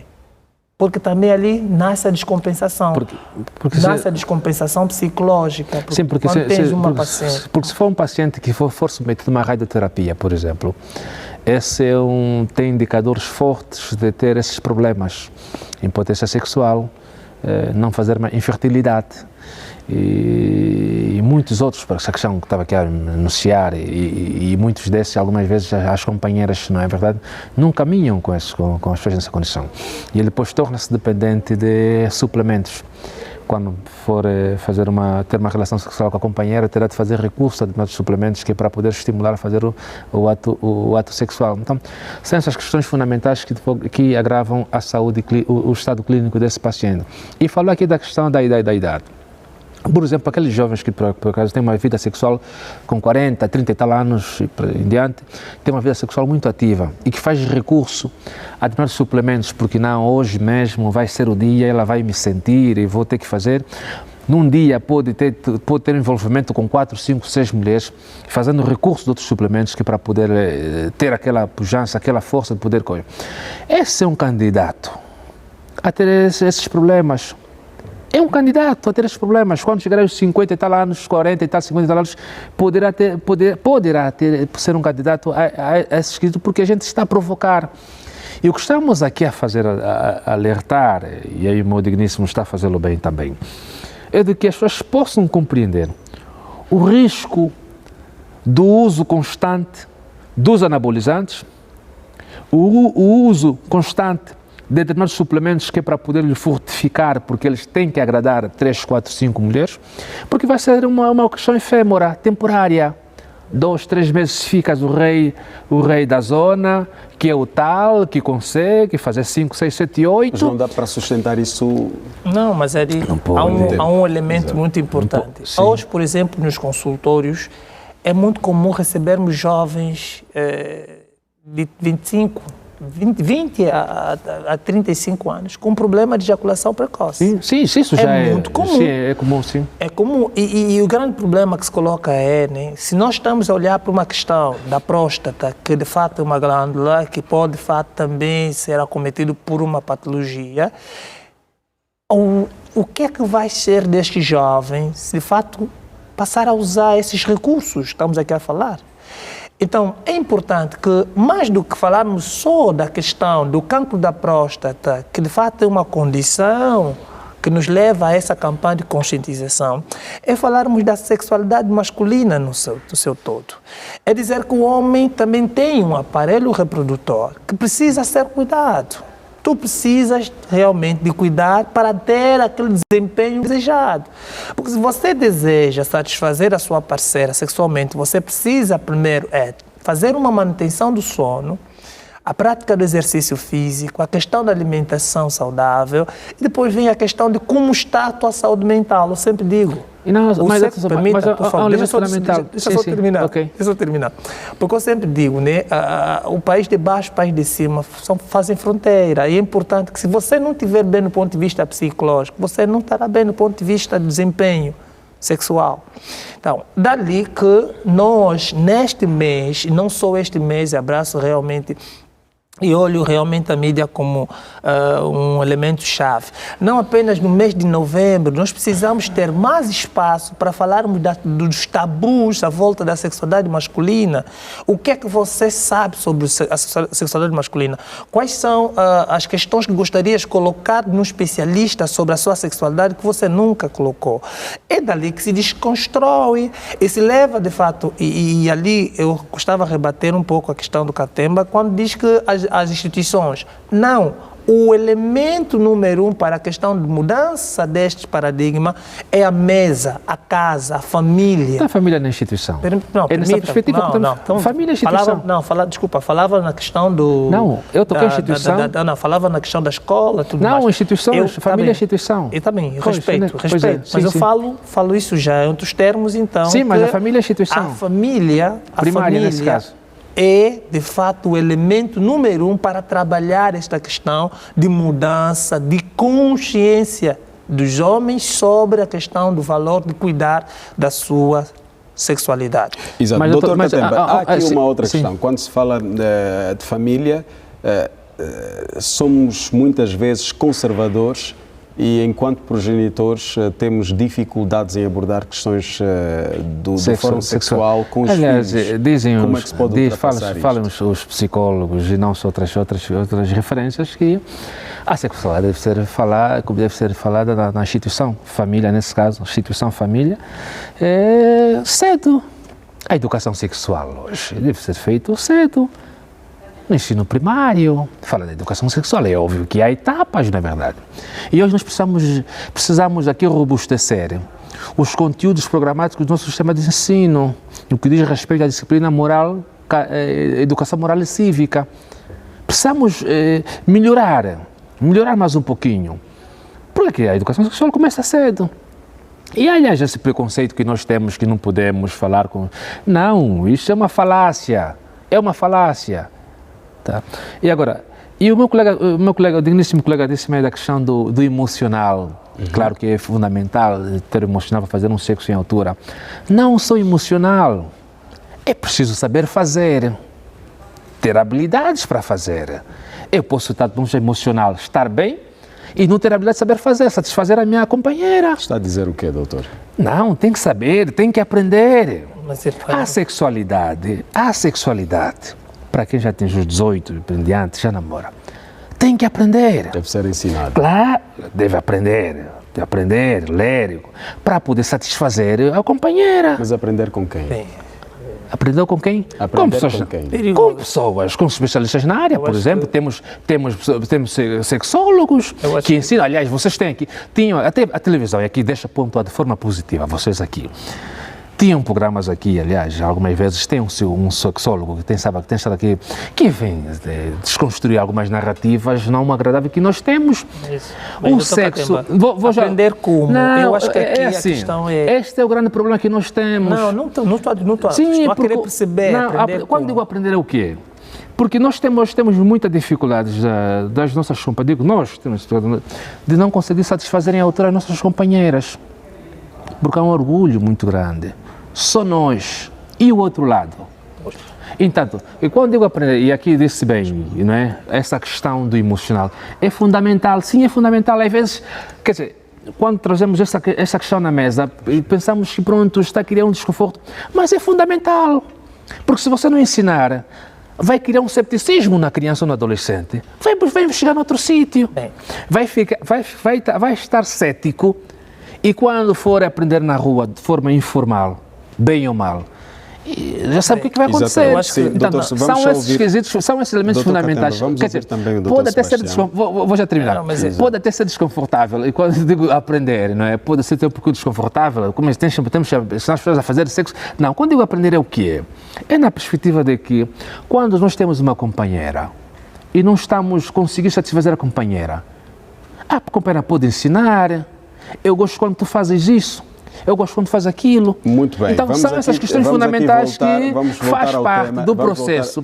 Faz parte do processo da educação sexual também. Exatamente. É uma conversa que faz parte do processo da educação sexual. Doutor Sebastião, sei que quer aqui rebater, mas tenta fazer a correlação com o nosso tema. É verdade que eu quero mesmo levar no tema, mas é assim, dizendo que Zé Katemba, eu fico muito feliz quando ouço o Katemba a trazer esse discurso, mas eu gostava de dizer o seguinte: aprender é, se calhar, sobre a sexualidade, ok?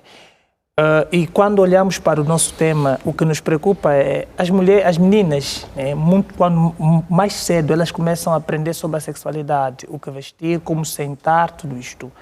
E é uma educação, e é dali que eu gostava que entrasses. Mas nós, os homens, com que idade começamos a olhar para essa educação, aprender nessa perspectiva? Mas para nós, psicólogos, ou a saúde em geral, o que nos preocupa é que quando mais cedo as meninas aprendem que não podem entrar à casa de banho descalços. Por quê? Para prevenir certas doenças. Okay? Não podem usar latrinas comuns, algumas coisas. Os homens não, porque nós apenas aprendemos a tirar e... Quer dizer, para nós só temos ali o órgão para... Não, não só aprendemos para tirar, também aprendemos para higienizar também. Higienizar, depois de é fazer... daqui o elemento, quando eu coloco a mesa, eu digo que é importante que os pais, encarregados de educação, que acompanhem-nos, ajudem os meninos a perceber, de fato, como é que está constituído o órgão reprodutor masculino, que a escola já faz isso, discutir estes órgãos, qual é o papel de um e de outro, o que é a uretra, o que é testículo, o que é escroto, ok? E este tipo de iniciativas pode de alguma forma ajudar a mobilizar o homem adulto no futuro, a não ter preconceitos com o exame do corpo, por exemplo. Pois, e dali perceber de fato que a dor, por exemplo, que está a ter, o sangramento que está a ter, não é algo passageiro, porque o que acontece é que muitas pessoas já vivem sinais e sintomas, mas acham que isso vai passar, né? A qualquer momento eu vou ficar bem, é só fazer automedicações, que é expressamente proibido fazer, mas as pessoas têm ainda essa cultura, porque nós, desde muito cedo, não fomos educados a olhar esta perspectiva. Quando os pais encarregados de educação começam a ganhar território sobre a questão da sexualidade na visão, na vertente educativa, começam a desconstruir este trabalho que a gente tem hoje de muitos homens adultos que têm não sensibilidade, que insensibilidade para questões relacionadas à procura de profissionais de saúde para o toque retal ou outros exames complementares. Já que estamos a olhar para a questão da educação, da base, enfim, o facto é que se verifica muitos jovens envolvidos em consumo excessivo de bebidas alcoólicas. O consumo excessivo de bebida alcoólica é um fator de risco também para o cancro da próstata? É um dos grandes fatores. Porque nós temos, quando olhamos para os fatores modificáveis e não modificáveis. Quando dizemos, por exemplo, a questão da idade, raça, a questão da idade, raça, sexo, isso nós não mudamos. Nós nascemos homens e, como sabemos, respeitamos, mas nascemos homens e, por sermos homens, temos a glândula e pode, de fato, ser acometido. Mas existe a questão, por exemplo, da alimentação, questão do uso de drogas. São questões que, de fato, vão inibindo a capacidade do organismo em dar resposta e podem, de fato, levar ao desenvolvimento ou surgimento de qualquer patologia. Não estamos apenas a falar de uma patologia prostática. Estamos a falar de patologia até mesmo da ordem psicológica ou baixar a imunidade. E dali que, de fato, os especialistas recomendam que o uso de bebidas alcoólicas, não olhando na vertente de drogas no geral, estamos a falar de bebidas alcoólicas, deve ser sempre moderado. Deve ser moderado. E para aqueles que não usam, convém mesmo não usar, mas aqueles que usam, nós não podemos dizer que parem logo. Moderado, para evitarmos o surgimento deste cancro da próstata, que é um dos fatores, não digo que é o único fator isolado. Então, as famílias precisam, e outro elemento que eu gostava de trazer aqui depois, quem sabe o Katemba vai rebater, é o papel de outras instituições como a igreja, que não nesta questão de sensibilização, na questão da valorização da sexualidade. Há famílias que não discutem sexualidade porque têm isto como um pecado, têm isso como um tema a não ser abordado. Interferência religiosa. Então, quando nós percebemos e temos sensibilidade para abordar nas instituições, começamos a desconstruir estes elementos. Exato. O outro elemento psicológico que é importante também trazermos cá é, de fato, a questão não só das crenças do ponto de vista social, do ponto de vista religioso, são as crenças no ponto de vista de pensamentos.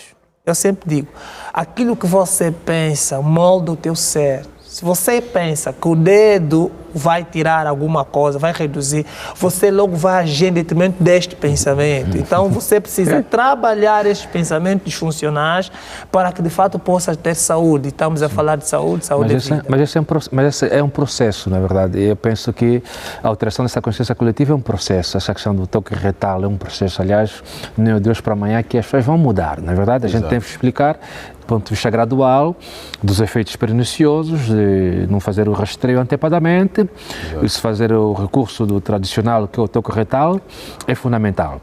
Agora, eu toco aqui da igreja. Aliás, a igreja sempre foi uma reserva moral. Aliás, é uma reserva moral de qualquer sociedade. Temos igrejas, temos algumas seitas que também têm atrapalhado, não é, a filosofia de trabalho daquelas pessoas que de facto caminham com o Sistema Nacional de Saúde. Como sabe, nós temos alguns irmãos nossos que confluem a outras igrejas, algumas seitas religiosas, que são inibidos, por exemplo, de apanhar uma vacina, por exemplo. Temos confissões religiosas que, de facto, influenciam os seus membros ou os seus fiéis a não, por exemplo, fazerem o exame da próstata, por exemplo, que não, aquilo é contra os princípios fundamentais, ideológicos da sua... Portanto, o trabalhar é o quê? É isto que estamos aqui a fazer. O trabalhar é o quê? É esta moderação que estás aqui a fazer. Porque a comunicação tem uma força muito grande. E a comunicação, e o conhecimento, que é a ciência que a discutir. Ciência é conhecimento. E o conhecimento, pouco ou muito, tem que ter um efeito multiplicador. E estamos aqui a partilhar. Através de vocês, enquanto órgão de comunicação social, que as pessoas vão poder aprender, ter uma noção dos elementos fundamentais que estamos aqui a discutir. Entanto, daí a força. Essa pulungunza que a comunicação tem, a televisão tem, diante dos membros de qualquer sociedade. Doutor António, estamos mesmo já a chegar ao fim e não vamos terminar sem tocar aqui no último ponto. Tratamento, doutor Sebastião. O tratamento, a partida, uma vez diagnosticado com cancro da próstata, a priori, tem cura? Bem, aqui, na verdade, respondendo, existe o maligno e benigno. Exato. Então, vamos olhar para as duas situações, mas para o benigno, já sabemos sim, que já existem intervenções, estamos aqui a falar do avanço que o Ministério da Saúde tem, cirurgia atualmente, robótica. Cirurgia mas também, não é? O estágio, depende do estágio e depende do diagnóstico, se for precoce, né, que já colhemos para isso. Mas existe um maligno. No maligno, a maior complexidade. Mas antes de entrarmos para o maligno, doutor, uma vez tratada a questão, o paciente volta ao normal? Aqui estamos a falar da vida sexual ativa, exatamente. Estamos a falar do líbido. De fato, em algumas situações, sim. É impossível que o paciente volte. Em algumas situações, mas em grande parte já fica comprometido. Na verdade, não fica comprometido, porque assim, existe a abordagem hoje terapêutica, ela vai evoluindo. Aquilo que anteriormente era visto como impossibilidade. Na literatura médica, 1 mais 1 não é igual a 2. Não, é igual a 2 sim, mas hoje nós temos mais recursos. Temos mais recursos para dar resposta e reduzir essas questões que acabou de levantar. É possível que o paciente com um câncer maligno possa, de fato, benigno, possa ter, de fato, uma resposta positiva quanto ao desempenho, que preocupa muitos telespectadores que estão a acompanhar-nos. Não precisam ficar preocupados. A priori, nós queremos passar uma mensagem de que o primeiro passo é aceitar que eu, enquanto homem, posso adoecer. Já vamos entrar já para a sensibilização. Vamos explorar um pouco aqui o tratamento. Certo. Já sabemos que para o benigno há sim esperança de voltar ao normal. O maligno já é o grande calcanhar daquilo. Sim, porque o maligno sim, porque há ramificação, ok? E a ramificação, isto complica aquilo que é a conduta médica, em alguns casos, porque o cancro, da verdade, quando é maligno, ela ramifica e essa ramificação pode ir para outros órgãos, isso cria maior complexidade na intervenção. Mas é sempre bom dizer que os outros, existe ali o tratamento, algumas vezes é paliativo, né? Questão de redução da dor, controle realmente da situação para que ela não possa alastrar-se, que isso é mesmo extração de alguns órgãos. Nessas situações, o prognóstico é sempre reservado, algumas vezes. Mas a boa nova é que a taxa de letalidade para o cancro da próstata é muito reduzida. É reduzida, sim. É reduzida. Sim. Então, se todos nós abraçarmos aqui este exercício que estamos aqui a TPA está nos proporcionar, de educarmos a população para que possamos, não apenas no novembro, aqui o elemento é olharmos, não apenas no novembro, abraçarmos as campanhas preventivas, nós reduzimos significativamente as complicações que podem, de fato, advir desse diagnóstico positivo. Exatamente. Mas deixa só acrescentar, no que diz respeito ao benigno, tem aí 90% de cura. Quando for feito rastreio antecipadamente, poder fazer uma intervenção, quer por via radioterapia, uma intervenção cirúrgica, tem aí 90%. Exato. Mas já não será a mesma pessoa. E é bom que isso seja claro. Aliás, vai fazer o controle, vai ter um controle constante. Aliás, vai depender também da faixa etária. Alguém com 70 e tal anos, não podemos comparar alguém com 50 e tal anos, portanto, vai depender muito da faixa etária. No entanto, por isso aqui o recomendável é que se faça o rastreio antecipadamente. Ainda que seja benigno. Não, também refiro aqui a um benigno mesmo, benigno. Exatamente. No benigno, quando se for uma intervenção cirúrgica tem 90% de cura. Tem 90%, sim. Segundo os estudos que nos mostram, 90% de cura. É óbvio que já não será a mesma pessoa, porque essa pessoa vai ter um controle do ponto de vista do seu quadro clínico, vai fazer recurso a coisas farmacológicos, a medicamentos para poder controlar e pronto, não que vai ter impotência sexual, não, pode não ter, porque conseguiu fazer a intervenção cirúrgica muito cedo. Portanto, por isso é que... Mas o cuidado recomenda-se. O cuidado recomenda-se, mas o incômodo já não será o mesmo de todas as noites ter que acordar constantemente, porque houve uma intervenção cirúrgica e com recurso à farmacologia, nesse caso a medicação, vai poder controlar e pronto, terá uma vida normal, mas com aquele cuidado, com limitações. Ou seja, são situações que podem ser evitadas se começarmos a construir a cultura da prevenção. Por isso é que vocês, enquanto televisão, trazem aqui esse tema. Já estamos mesmo a entrar para considerações finais. Trazem aqui esse tema, não é? Aliás, no princípio estamos aqui a discutir essa questão do toque retal, não é? Traz aqui essa questão que é fundamental, não é? Que as pessoas devem perceber os efeitos colaterais dessa doença quando não tiverem um controle devidamente feito, não é? Exato. Do rastreio. Chegou aos 40 anos ou 35 anos, começar a ir recorrer ao médico, fazer recurso ao médico, para ter um controle. Quanto mais cedo fazer o seu rastreio, melhor. E se fazer um exame de PSA e ver que, de facto, o volume da próstata está considerável que dá para fazer uma intervenção cirúrgica, melhor.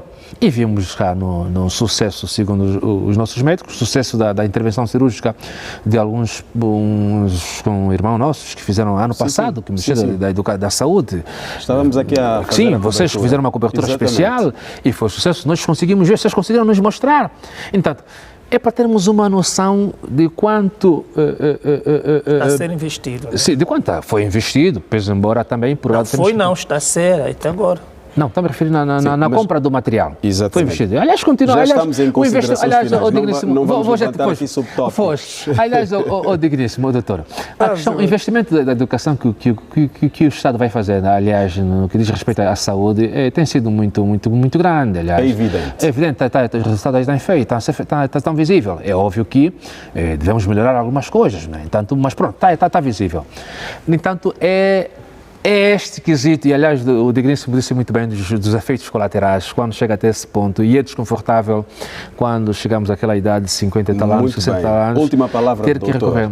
A última palavra que eu quero deixar aqui aos digníssimos telespectadores da televisão pública de Angola é que tenham a cultura, tenham o costume de consultar o médico de família, consultem o médico antecipadamente, façam um rastreio, não esperem chegar à fase mais complicada, recorrem façam recurso aos médicos, que é para poder terem um controle e assim vai poder evitar com que a gente chegue àquele estágio mais difícil. Aliás, porque as máquinas robóticas estão ali, foram compradas, estão ali. E, no entanto, não que estamos aqui a dizer que as pessoas têm que fazer uso por mal.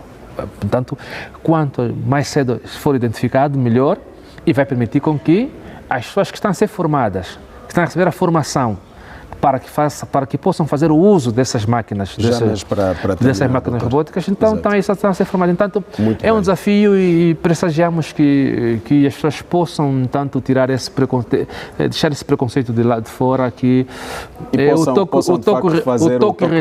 toque retal não mata ninguém, é claro que é desconfortável. Salva vidas, muito bem, doutor. Doutor Sebastião André, já mesmo para terminar, 30, 40 segundos, já para terminar, qual é a sua mensagem? Já vimos que os efeitos da doença são, de facto, muito desagradáveis e isto pode ser evitado com um simples toque. Bem, não tenhamos medo de toque retal, salva vidas. Eu gostava de olhar para alguns sinais e sintomas. Vamos nos até aos seguintes sinais e sintomas: dificuldade urinária, retenção urinária, fluxo urinário débil, aumento de frequência de urinar à noite, urinar com sangue, dores ósseas e, por fim, exatamente, doutor, a última palavra. Boa alimentação também. Doutores, temos mesmo que fechar. Dizer que a campanha de conscientização Novembro Azul é uma campanha nossa. Nós, enquanto Gabinete Provincial de Saúde de Luanda, nós estamos com atividades e já começamos com a questão da conscientização, palestras e workshops. Muito obrigado pela oportunidade. Muito bem. Constituíram o nosso painel de convidados o Dr. Sebastião André. Muito obrigado pelo prazer da sua disponibilidade, é psicólogo clínico. Obrigado a nós. O Dr. António Katemba, obrigado pelo prazer da sua disponibilidade, é sociólogo. Obrigado. Contamos consigo em próximas oportunidades. Obrigado. Estávamos aqui a olhar para a resistência a que muitos homens fazem para o exame de diagnóstico do cancro da próstata. Foram aqui recomendadas várias linhas para que possamos evitar e prevenir a doença. Julgamos que cumprimos com o nosso papel de cidadania. Nós vamos aqui colocar um ponto final nesta conversa Não Cabe na Caixa em pleno sábado, 8 de novembro de 2025. Foi um prazer estar consigo. Continue ao lado da televisão de todos os angolanos. Estamos juntos.